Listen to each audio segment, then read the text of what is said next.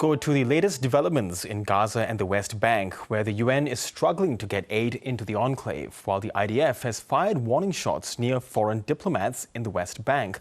David Satterfield is the director of Rice University's Baker Institute and is a former US envoy for Gaza aid.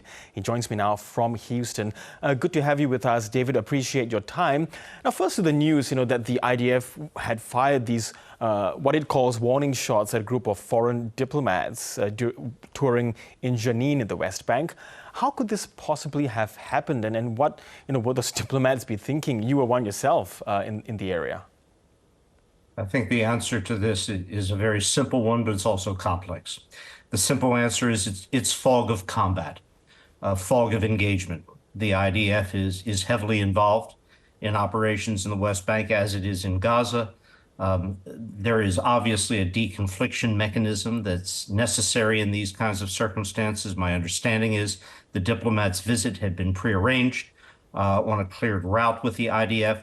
What happened there will be the subject of investigation, but there is obviously no justification for any form of risk or firing in the vicinity of diplomats. Yes, you mentioned fog of war. The IDF says that this delegation had deviated from an approved path. Is that a good enough excuse for the IDF? Well, it's not a question of excuses. It's an issue of how to ensure that anyone who is conducting business that has been approved by the IDF is able to do so safely. If the route was one that was not authorized by the IDF, then that needs to come out in the form of an investigation. But we've seen many, many cases in Gaza where humanitarian actors, following completely approved routes, no deviations, still came under fire from or adjacent to fire by the IDF. This kind of problem, deconfliction problem, has to be addressed at the highest levels. Okay, let's look at the aid front. We are still getting reports that the desperately needed food supplies are not really getting into those who really need them. They're desperate for them. From your assessment, where's the holdup? Look, there are two issues here. First, the population of Gaza, approximately 2 million people, has been denied humanitarian assistance since March 2nd. The need is extreme. A few trucks entering, a few dozen, or even a few hundred on a one-off or two-off basis won't address this need. And because the need is so severe, you have two problems. The aid is inspected and moves to a platform, a loading platform, just inside Gaza. It then has to be moved by the humanitarian agencies to their warehouses, and from the warehouses to distribution points. This has always been a difficult issue because those aid movements, once they're within Gaza, are subject to extraordinary security threat, whether from looters, criminal gangs, or what the humanitarian community calls self-distribution, a desperate people taking the aid off of trucks, off of lorries as they move through. My understanding is that the aid that's moved in over the past 72 hours, a significant quantity has now been moved to the warehouses of the humanitarian actors away from that Gaza border platform. But the point here is not what happened to 100 trucks or 200 trucks. You need hundreds of trucks a day, 300, 400, every day. They're going to suffer predation initially. And but you keep it going. Yes, and if Israel knows that the people in Gaza, Palestinians there, do need these hundreds and hundreds of trucks that you're talking about, just to get by as well, is there a sense that this is a deliberate strategy to starve a population? When Israel, as a matter of declared state policy, as it did at the beginning of March, halts all movement of food, humanitarian assistance, that's state policy. It started a clock ticking, a powerful political, international clock ticking, which had to be addressed. But the difficulty in Israel now, and it's a political problem, is you have two circles that need to be squared. The recognition, and I'm quite certain there is full recognition at the highest political levels and certainly within the Israeli Defense Forces, they've got to get food in before actual starvation and famine appears. That's one imperative. The other imperative is purely political. It's within the coalition. It's within the cabinet of how do you meet that requirement to move assistance without triggering the threatened departure from government of two extreme nationalist parties from Prime Minister Netanyahu's coalition. It's the attempt to combine both of those imperatives that have created the difficulties. But frankly, unless the volume of assistance by the international humanitarian community increases and increases rapidly, there will be, at a point in coming weeks, where famine and starvation do appear. It's not a controversial point. It's well understood. It needs to be addressed now while there is time remaining. And what we've seen, international pressure on Benjamin Netanyahu. We'll speak about that later.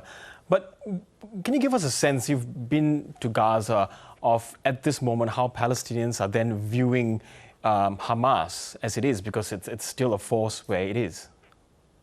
There is little doubt that the Palestinian population of Gaza does not have strong support for Hamas. Hamas has brought this disaster, this miserable situation of suffering onto the Palestinian people. No question about that at all. Indeed, the popularity of Hamas is lowest in Gaza if you take polling throughout the Arab world.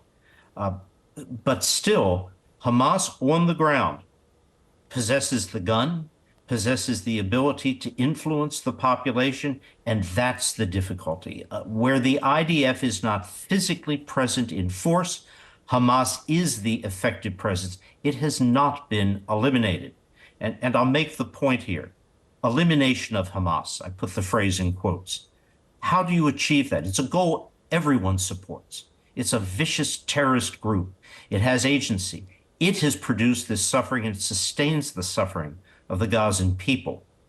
But you need both military pressure and you need a political framework. And it's the political framework which has been absent during these past 19 months.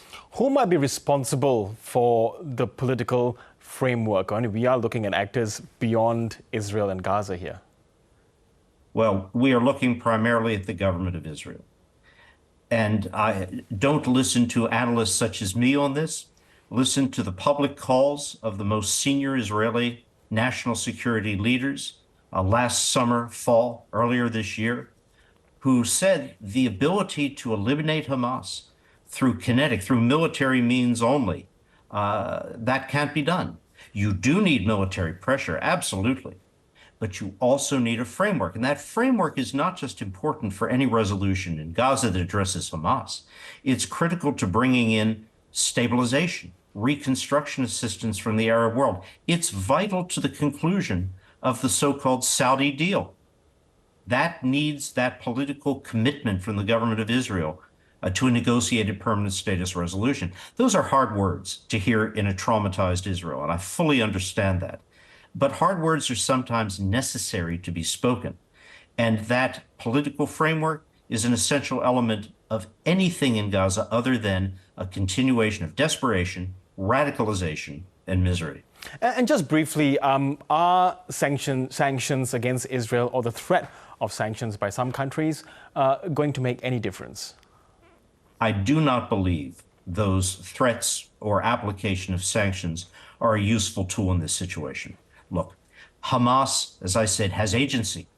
Hamas created this in the massacre that occurred on October 7th, 23. It could end the suffering of the Gazan people tonight, this afternoon, if it elected to do so.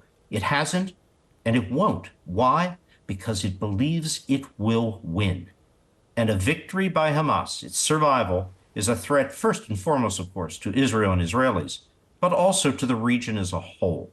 So no, I don't believe sanctions are appropriate. What is appropriate is continued counseling, which I have no doubt is coming from the United States as well as other friends of Israel, partners of Israel, that this situation needs to change, and it cannot change solely through application of military force.